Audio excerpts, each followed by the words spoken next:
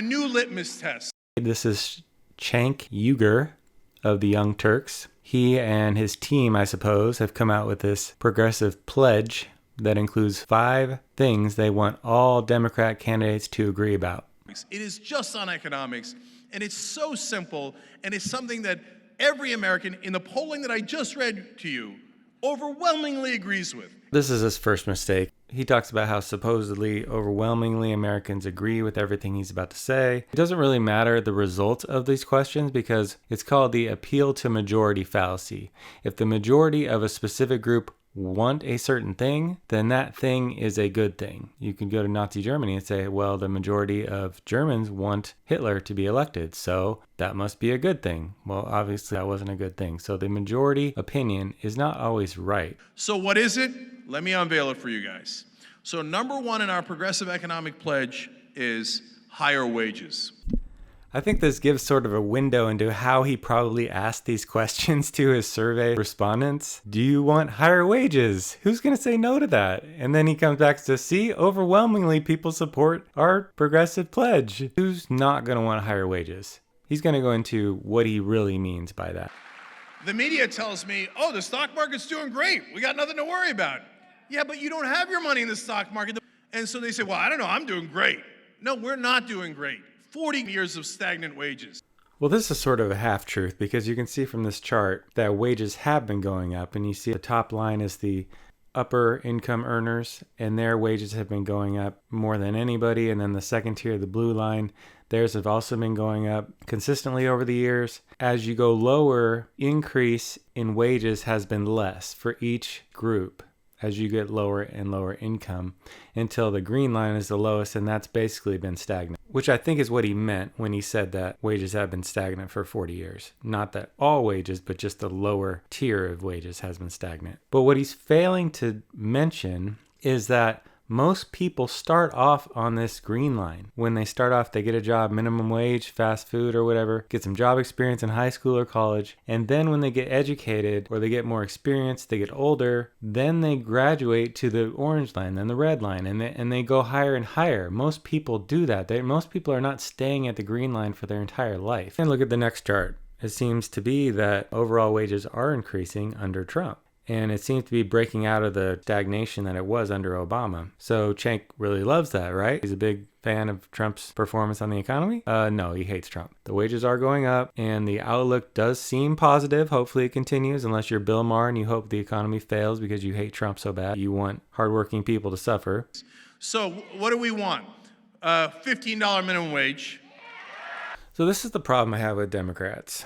They'll say something that sounds good, but they'll often fail to consider the ramifications of what they're advocating for. They say, oh great, people making minimum wage, they'll get a big increase. That's great. Why would anybody oppose that? You'd have to be a mean person to oppose that. Think about the ramifications of it. If $15 minimum wage is so good, why not make it 20? That's even better, right?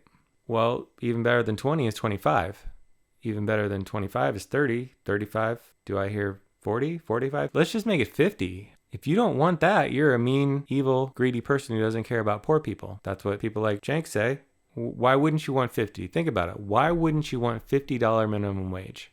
Because companies can't afford to hire people for $50. So you have a fast food restaurant and you want to hire some employees. What you're going to have to do is automate everything, like McDonald's and Wendy's have been doing in some of their restaurants. Instead of hiring employees, have started to make machines to do the job of people. So that's eliminating jobs. And that would happen more and more the more minimum wage was increased. So you're going to decrease the amount of people that have jobs, especially people at the very lowest are not going to be able to get a job because they're not employable at the $15 rate or $20 or $25, whatever you make it. They're not employable at that rate. It is a trade-off to act like, well, you're going to get $15 minimum wage, you're going to get a pay increase, and that's all great. It's not all great. There's going to be some people laid off. Some people won't be able to get a job. And a lot of those jobs that are minimum wage now are high school students or college students just starting out, getting job experience. And that's where you start. If they are having trouble even getting their first job, that's a problem Because you start there, you start at the orange line, build up your job experience, build up your work history, build up your education, your maturity, all the good things you need to be a productive employee, and you graduate to the higher rates. That's the American dream, to graduate to those rates. Not only that, you're going to have a class of people that are not going to be able to get a job, or they're going to be fired. So those people are no longer producing. And when you do that, the GDP, the gross national product, the total dollar amount of all goods and services produced for a given year will decrease. When I was 16, I would have worked for less than minimum wage just to get my foot in the door. And then after 6 months or so, I probably would have been like, okay, you better pay me more or I'm out. You know, you get more savvy as you go, as you get started, and you get more work experience. And then you're applying for other jobs while you have the current job. You're trying to move up and you're constantly trying to upgrade it. How can you do that when you're not even able to start? Nobody will even give you a chance. This is overall a bad idea, but this is leaving out something else Cenk isn't talking about that affects minimum wage. We have something like 30 million illegal aliens in this country. Most of them are working minimum wage or close to minimum wage. So that increases the supply in the lowest tier. When you have a large supply of workers in a certain tier, the wages will go down. The supply is high, the price goes down. So this is one thing that's keeping these wages stagnant, because you have a constant supply of minimum wage workers. If we didn't have all those illegal aliens working these jobs, these wages would also be going up with all the other wages. But it's not. And this is the fault of the Democrat Party. Well, the Republican Party too, when George Bush wouldn't secure the border. And the Republican Party is at fault too, because they're in bed with big business. And big business wants a lot of minimum wage employees, because that's how they make their money. And then you got this glut at the bottom, the stagnation at the bottom. And that's a problem for the minimum wage workers. Cenk doesn't want to stop that problem.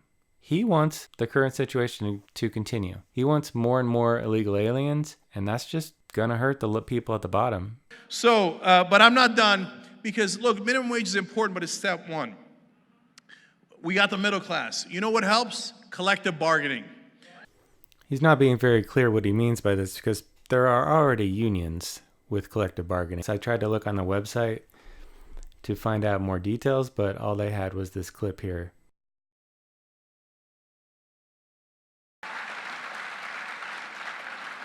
Plank number 2, Medicare for all. This is another one where they say something that sounds good, but they're not thinking about the ramifications. If you just look at Obamacare, that dramatically raised the prices of all healthcare on everybody. They could say, well, we don't want that. We want it free for everybody. Well, somebody has to pay for it. Quote unquote free. It's not going to be free because your taxes are going to have to go up. We're already massively in debt. I get giving Medicare to older people who can't afford it. And I get giving Medicare to disabled people or other people who can't work for it for themselves. When you give free healthcare to people who can afford it, that makes no sense. Why would you make something that is a capitalist system, which is the most efficient system in the world, into a communist system, which is the least efficient system in the world? Would you rather have Apple running healthcare or the DMV running healthcare? Because Cenk is advocating for the DMV to run healthcare. That's suffering in Canada because of the same system Cenk is talking about. I mean, look at this woman. I don't even know where to start. I guess firstly, to the Premier of Nova Scotia, I dare you to take a meeting with me. I dare you to take a meeting with me and explain to me and look into my eyes and tell me that there is no healthcare crisis in my province of Nova Scotia. I am a 33-year-old mother. I went undiagnosed with anal cancer for 2 years because I did not have access to a family doctor. And when I went to the ERs, I was brushed off. It's okay though, right? Because they caught it. They caught it when it was stage 3. And I fought. I fought for my life. But there's no healthcare crisis. 3 ERs I went to before someone would listen to me. 30 rounds. 30 rounds of radiation to my pelvis, which has left me barren and fertile. At 33, I am in menopause. I mean, this is Canada. This is not even the worst of socialized medicine. This is happening in Canada. This is happening in England. They don't have choices. They're just beholden to the government. No, we're not Medicare for America. Did I just hear him right? It seems like he's saying Medicare for all, as in all Americans and all illegal aliens. I don't know for sure, but that's what it seems like he's saying here. What else could he possibly mean by not Medicare for America, Medicare for 30 million illegal aliens? I mean, that's going to be quite costly that citizens of America have to pay for. And certainly that's going to be rationed from Americans. Green New Deal. Number 3, Green New Deal. Green New Deal, and he throws it in there like he's ordering extra fries with his shaken hamburger. This is not a small thing like an add-on. This is a ginormous proposal. What exactly is in the Green New Deal? Let's read the basics that are in it. Meeting 100% of the power demand in the United States through clean, renewable, and zero-emission energy sources, in agriculture sections as much as technologically feasible. So it's all about changing the entire energy system. Okay, now we get into the other things that have nothing to do with the environment. Guaranteeing a job with a family-sustaining wage, family and medical leave, paid vacations, and retirement security to all people of the United States. Providing all Americans with adequate housing, high-quality healthcare, and economic security. This sounds like communism to me. You have a guaranteed wage, guaranteed housing, guaranteed healthcare. Everything is provided for you. And a complete takeover of the government of the energy sector, or at least extreme regulations. Now, as I said, I don't disagree with some of these goals, but we live in a real world. These are massive undertakings that require a massive amount of money. When I was reading this list, I thought, how much is this going to cost? So let's go to the next slide to figure out how much it costs. So the estimates are for between 2020 and 2029, the Green New Deal would cost between 8.3 trillion to 12.3 trillion. That is a lot of money. That's about half our national debt. The total Green New Deal program, including the jobs and social justice policies, so that wasn't even all of it. The energy and environmental parts cost 8.3 to 12.3 trillion. Now add on the social justice parts with all the guaranteed housing, guaranteed income, guaranteed everything. That would cost between 51.1 trillion and 92.9 trillion. That is insane. It's hard to even wrap your head around those numbers. The thing that pops up in my mind is Democrats were balking at the idea of 15 billion for a border wall. 15 billion, they said that is too much money. We can't afford that. And now they're proposing something for 51.1 trillion to 92.9 trillion. The difference between the cost of building the wall and the cost of the Green New Deal, if you take the 51 trillion, we'll take the low estimate. The difference between those two is like the difference between a one-story house and the Empire State Building. But actually, not just one Empire State Building, 34 Empire State Buildings on top of each other. You can't even comprehend these numbers. I mean, 51 trillion is 2.5 times our national debt, which is already massive. This is so irresponsible. And I know that people like Alexandria Ocasio-Cortez like to say, well, we can do it. Like, you got to dream the dream, you got to believe. It's like, then I understand that great things are possible when people try and work together, and if you're innovative and creative, you can achieve much, but there is a limit to that. And I know it's not fun to hear, but if you're like a 90-year-old woman, are you going to play in the NFL? Probably not. I don't care how much you dream the dream, but you're not going to make it. It's just not going to happen. This is a dramatic proposal to taking large leaps towards communism. And see, this is the thing. I agree with a lot of these goals. If you want people to be prosperous and have a house and have healthcare and have all the things they need for life, I agree with that. That's a noble goal. Who wouldn't want that? But think about history and what has worked to achieve that. Communism has been tried all over the world. and extreme socialism has been tried. And they failed all over the world because central planning doesn't work very well. The system that has worked the best out of all systems ever tried in the history of the world is capitalism. That's why America is number one economy in the history of the world, and it's not even close. We have the most goods and services consumed per person than any other country. Is it perfect? No, we constantly try to make it better, but you take steps towards communism, that is not making it better. This is like the New England Patriots winning the Super Bowl. And then somebody saying, well, you didn't win every single game. You're the best team in the world, but you didn't win every single game. So why don't you replace all your players with high school players? Because you didn't win every game. So we need to make a dramatic change here. And you say, well, high school players always have failed at this level. And then the people say, well, look, you didn't win these games and you dropped this pass and you dropped that ball, pointing out all the negatives. And based on that, saying we need to replace with all high school players and all middle school players and all pee-wee football players. I understand that the system we have is not perfect, but overall, this system is the best system in the world. And if we keep fine-tuning the system, if we keep staying on this path and try to correct some of the things that are dangers, like the national debt, which is a danger medium term and long term, correct some of the corporate interests and the corporate paying off politicians, which does happen, and Cenk actually talks about that later, and I agree with a lot of what he says later, and I'll go over that, but we can work on those things without totally reworking the economy into something that has provably not worked and devastated millions of people's lives.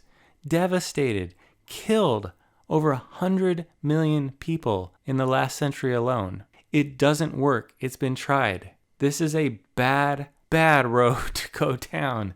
And I just can't believe the irresponsibility. I mean, Alexandria Ocasio-Cortez, she doesn't know what she's talking about. She's saying all these pie-in-the-sky ideas, and she's got a nice smile and a nice disposition.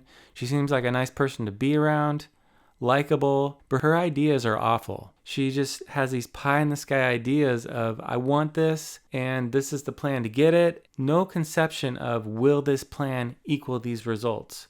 It's all wishful thinking. Well, this is just like if a parent's a family and the dad just decides all of a sudden, I'm going to go, I have a $100,000 job. I'm going to go be a clown at parties and work for $20 a party. And we'll make it. You got to dream. You got to believe. And the mom's like, we have 5 kids. You can't be doing that. What are you thinking? And the kids are growing up and they need tons of stuff. And he's like, I got to follow my dream. We're going to make it work.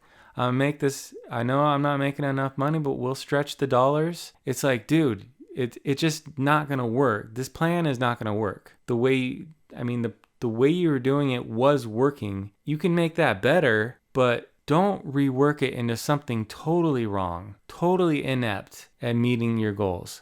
We are going to create millions of jobs rebuilding the energy infrastructure of this country. How? This is the same idea Obama had with his stimulus. There was a giant expenditure, I think about $250 billion towards green energy. And then they found that the shovel-ready jobs weren't actually shovel-ready. And they poured all this money into solar companies, and a lot of these companies like Solyndra just went bankrupt. And the price tag for these jobs was unbelievable. It was something like $225,000 per job. It would have been better just to cut people a check. Just give 5 people a check for $50,000 each a year. That would have been more cost effective. Now think about what a win-win that is. When Eisenhower built a highway system, the bridges, and created infrastructure in America, you know what that led to? It led us to being the number 1 economy in the world. That's what made us the number 1 economy. He says that the New Deal ended the Great Depression. Now, the Great Depression started in 1931, and it ended around 1940, although it didn't really end until 1945 or 1946. The New Deal was started in 1933. So if it worked so good, why did it take 7 to 13 years to get us out of an economic downturn if it worked so well? That's like if we were still in a bad economy from the 2008 crash. That's 11 years ago. Think about if 2 years before that, Bush did something. And then 20 years from now, somebody says the economy under Trump. No, it wasn't Trump. It wasn't Obama. It was Bush. But it was something Bush did 13 years prior that caused the economy to turn around 13 years later. That doesn't make any sense. It doesn't take that long for policy to work. It should take within a few years for a policy to work, not 13 years, not 7 years. That's just bad logic on Cenk's part. And there wasn't just a New Deal. There was a second New Deal because the first one didn't really work. Second one didn't work either. Then they wanted a third New Deal in 1946. Roosevelt had died, and Truman was trying to get support for a third New Deal, but it says here 1946 was very different from 1933. In 1933, large Democratic majorities in Congress and public support gave FDR his New Deal, but stagnation and unemployment persisted. By contrast, Truman had only a small Democratic majority, and no majority at all if you subtract the more conservative Southern Democrats. Plus, the failure of FDR's New Deal left fewer Americans cheering for an encore. You go down a little further, it says, reflected the views of most congressmen who proceeded to squelch the New Deal revival. Instead, they cut tax rates to encourage entrepreneurs to create jobs for the returning veterans. They didn't increase government programs, they cut taxes. After many years of confiscatory taxes, businessmen desperately needed incentives to expand. By 1945, the top marginal income tax rate was 94% on all income over $200,000. Now, what incentives do people have to expand their business when they know if I make over a certain amount, basically the government takes everything? They're not going to do it. So this stifled the economy. This put a lid on the economies. This was one reason why it took 15 years to get out of the Great Depression. By 1945-1946, Congress repealed the excess profits tax, cut the corporate tax to a maximum of 38%, and cut the top income tax rate to 86%. In 1948, Congress sliced the top marginal rate further to 82%. Those rates were still high, but they were the first cuts since the 1920s and sent the message that businesses could keep much of what they earned. The year 1946 was not without ups and downs and unemployment, occasional strikes, and rising prices, but the regime's certainty of the 1920s had largely returned, and entrepreneurs believed they could invest and be allowed to make money. So this is kind of what happened with Trump, because he's talking pro-business all the time. I'm going to cut taxes, I'm going to cut regulations, I'm going to bring manufacturing jobs back. And that provides regime certainty. And then people start to invest because they think this guy's on our side. This environment is wide open, opportunities. The government's not going to be overtaxing us. The government's not going to be overregulating us. We can invest. We can build our business. We can hire. And that creates a snowball effect. It's the same thing that happened here in 1946. They said at the time, as Sears, Roebuck, and Company chairman Robert E. Wood observed, after the war, we were warned by private sources that a serious recession was impending. So people thought that a recession was going to happen. I have never believed that any depression was in store for us. He's saying that people feared, yeah, there's going to be a recession. I mean, this is reminding me of the Democrats in 2016. If Trump gets elected, we're going to have a recession. The stock market's going to tank. But the opposite happened, and the same thing happened in 1946. History repeats itself. With freer markets, balanced budgets, and lower taxes, Wood was right. Unemployment was only 3.9% in 1946, and it remained at roughly that level during most of the next decade. The Great Depression was over. So this is the lesson. This is the moral. Same thing it worked with Trump, same thing worked with Reagan. It works not just America, all over the world it works. A place like Singapore, they were an awful economy. They opened up these same principles of free market, low taxes, low regulations. Singapore is booming. It only took like 3 decades for them to turn it all around from like a slum to booming. So when you take the opposite situation of Venezuela, they were, I think, the richest country in South America. Hugo Chavez got into office. He implemented the socialist policies, and now their country is devastated. Their average citizen lost like 20 pounds. They don't have basic supplies in the stores. I mean, it was all of these same thoughts that Cenk is talking about in this video. Number 4, college for all. Why not? Just add another expenditure to the list. If my dad didn't get a free college education, I'd still be an olive farmer in southeastern Turkey. And we didn't have any chance at all to make it. We had no hope at all. We were dirt poor. My family was back then. And my dad got a free college education. He became a mechanical engineer and has set up many businesses, both in Turkey and here in America.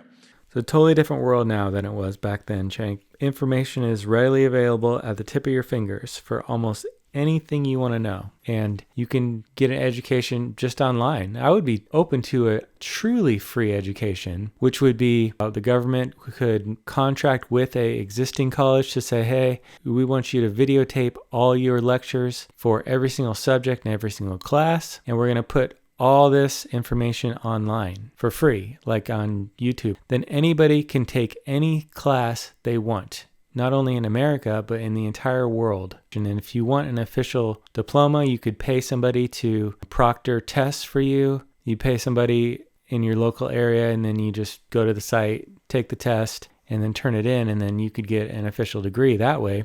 And it wouldn't cost that much. I mean, I bet you a college would do that for free, and then people pay the proctor fees, and that's how they make their money if the person really wants to get an official degree, or if somebody just wants to watch the classes and not get an official degree, they just want to learn for their own edification, then they could do that. But that would truly be free. I mean, we basically have free education online already. You can learn anything you want to learn on YouTube practically.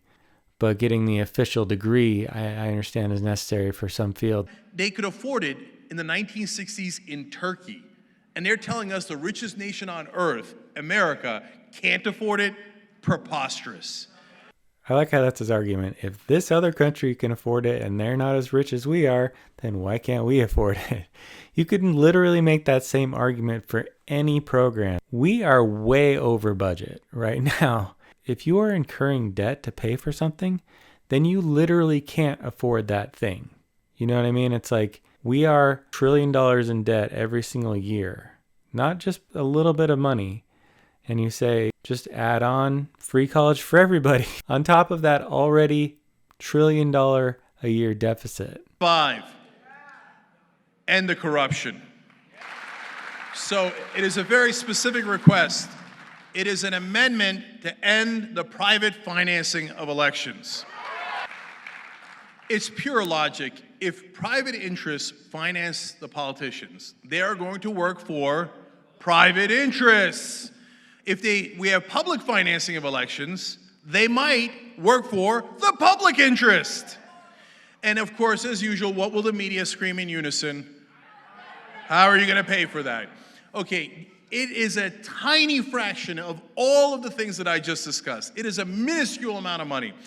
I like how he basically just admitted everything else he said before this was super, super expensive. I'm not really sure exactly. He's not being very detailed in any of these, to be honest. But I guess he wants private donors to not be able to give.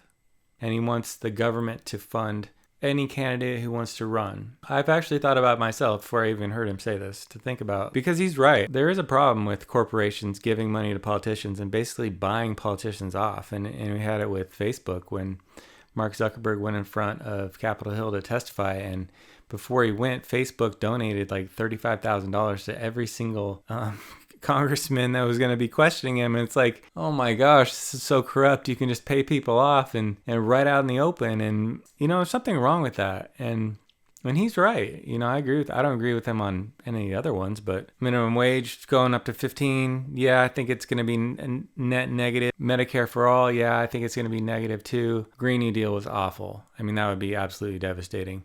Free college, that would be also an expenditure and a step in the wrong direction. But this one I agree with them on. At least I agree with him about the problem. I don't know what his details are about public funding because he's not providing them, but yeah, something needs to be done because the corporations can just buy off politicians. I'm definitely open to hearing different ideas. Now, I understand there's goals that some of the people that subscribe to this want, and some of those goals are good goals, and I share most, if not all of those goals. But this is not the way to do it. This is not the way to get there. This is the wrong path. This will go in the opposite way of most of these goals. Maybe short term might help some of these because you're jacking up your credit card, because you're charging money on the credit card to pay for this stuff, but you got to pay the credit card eventually. And then you're really hurting because not only now you don't have money for regular things, because you got to pay down your credit card debt. And that's what jacking up the national debt does. It's not smart long term. It's not fiscally responsible. We are already $1 trillion in debt every year. And adding on top of that, trillions upon trillions, 51 million just for the Green Deal part. And that was just for 10 years. That was the low estimate for 10 years. It's irresponsible.